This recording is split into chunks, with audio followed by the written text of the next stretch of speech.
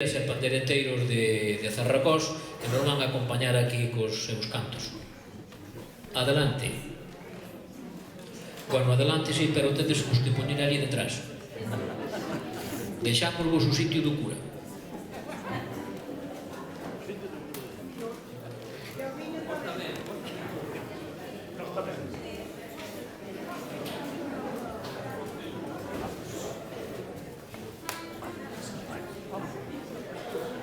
Bueno, os amigos de Celanova xa teñen que ir entrenando estas cousas por ano que ven.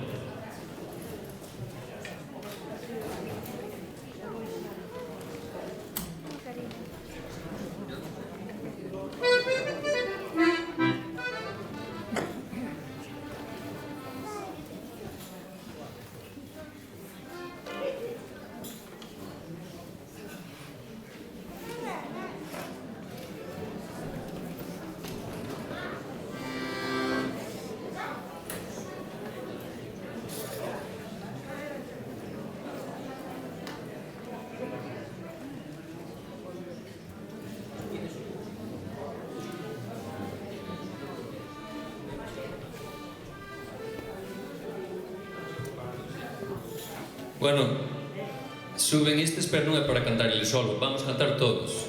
Xa teñen a letra aí detrás do programa, eses papeles que hai por aí. E a ver se facemos un coro aí, que é o que falta neste pueblo.